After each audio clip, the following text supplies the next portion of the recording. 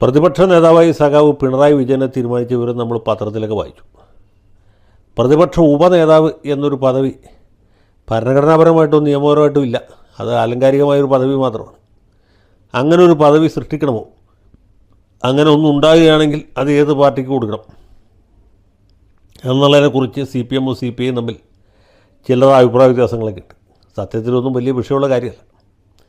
ഉപനേതാവ് ആയിട്ട് CPM തന്നെ ഒരു മുതിർന്ന MLA വേണമെങ്കിൽ തീരുമാനിക്കാം, KN ബാലഗോപാലിനോ മറ്റോ. ഇനി അതല്ല, ഉപനേതൃത്വം ഉണ്ടാക്കി അത് CPIയുടെ പാർലമെൻ്ററി പാർട്ടി ലീഡറെ ഏൽപ്പിക്കാം. അതിനും തെറ്റൊന്നുമില്ല.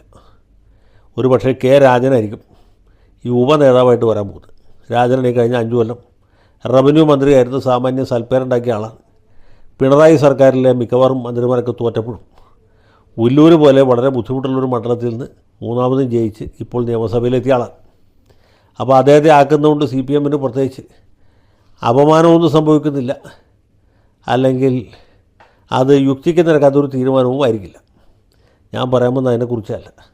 സത്യത്തിൽ ഈ ഉപനേതാവിൻ്റെ സൃഷ്ടിക്കലാണോ, ഉപനേതൃത്വം CPMൽ നിന്ന് പിടിച്ചു മേടിക്കലാണോ CPIയെ സംബന്ധിച്ചുള്ള ഏറ്റവും പ്രധാനപ്പെട്ട ഒരു കാര്യം എന്ന കാര്യത്തിൽ എനിക്ക് സംശയമുണ്ട്.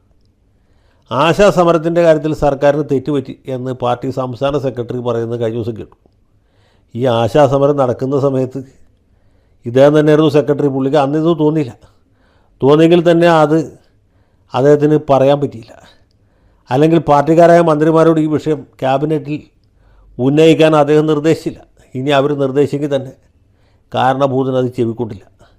ആശാ സമരത്തെ കൈകാര്യം ചെയ്ത രീതി വളരെ അധാർമികമാണ്, ഇടതുപക്ഷ മൂല്യങ്ങൾക്ക് നിരക്കാത്തതാണ് എന്ന കാര്യം അദ്ദേഹത്തിന് അറിയാത്തതല്ല. അദ്ദേഹത്തിനും അറിയാം, നമുക്കും അറിയാം, എല്ലാവർക്കും അറിയാം. പക്ഷേ അത് പറയേണ്ട സമയത്ത് പറയേണ്ട പോലെ പറയാൻ പാർട്ടിക്ക് സാധിച്ചില്ല. അതിൻ്റെ കൂടി പരിണത ഫലമായിട്ടാണ് ഈ പരാജയം ഉണ്ടായത്. ഈ ആശമാരുടെ ടെൻറ്റ് പൊളിച്ചപ്പോഴോ അവർ കണ്ണീരോടുകൂടി തല മുണ്ടനം ചെയ്ത് സെക്രട്ടേറിയറ്റിൻ്റെ പടിക്കുന്ന വിട പറഞ്ഞു പോയപ്പോഴോ അദ്ദേഹത്തിന് ഇത് തോന്നിയില്ല. ഇത് തെറ്റാണ്, ഇത് അന്യായമാണ്, അധർമ്മമാണ്, ഇടതുപക്ഷത്തിൻ്റെ ധാർമ്മികതയ്ക്കോ രാഷ്ട്രീയ വീക്ഷണത്തിനോ വെറും മനുഷ്യത്വത്തിനോ നിരക്കാത്ത പ്രവൃത്തിയാണ് സർക്കാരിൻ്റെ ഭാഗത്തുനിന്ന് ഉണ്ടായത് എന്ന് പറയാൻ പറ്റില്ല. അതുപോലെയുള്ള പരാജയങ്ങളാണ് സത്യം പറഞ്ഞാൽ ഇടതുപക്ഷ ജനാധിപത്യ മുന്നണിക്ക് ഇതുപോലെയുള്ള ഭയാനകമായ പരാജയത്തിലേക്ക് വഴിതെളിച്ചത്. അപ്പോൾ കാര്യങ്ങൾ വേണ്ട രീതിയിൽ മനസ്സിലാക്കാനോ മനസ്സിലാക്കിയ കാര്യങ്ങൾ തുറന്നു പറയാനോ ധൈര്യമില്ലാതെ ഉപനേതൃത്വം കിട്ടണം. ഉപനേതൃത്വം ഇല്ലാത്തതാണ് ഇവിടുത്തെ ഒരു വലിയ പരാധീനത എന്ന് പറഞ്ഞാൽ കേൾക്കുന്നവർ പരിഹസിക്കും എന്നല്ലാതെ എനിക്കൊന്നും പറയാനില്ല. അതുപോലെ തന്നെ 18 സീറ്റുണ്ടായിരുന്നത് 8 കുറഞ്ഞു. സത്യത്തിൽ ഇടതുമുന്നണിക്കുണ്ടായ വമ്പിച്ച പരാജയം വെച്ച് നോക്കുമ്പോൾ ഇത് അത്ര വലിയ പരാജയമല്ല. മാത്രമല്ല CPMൻ്റെ മിക്കവാറും വൻമരങ്ങളൊക്കെ കടപുഴകി വീണപ്പോഴും CPIയുടെ 4 മന്ത്രിമാരിൽ 3 പേരും കരകയറി. ചിഞ്ചുറാണി സഖാവ് മാത്രം തോറ്റു വീണു.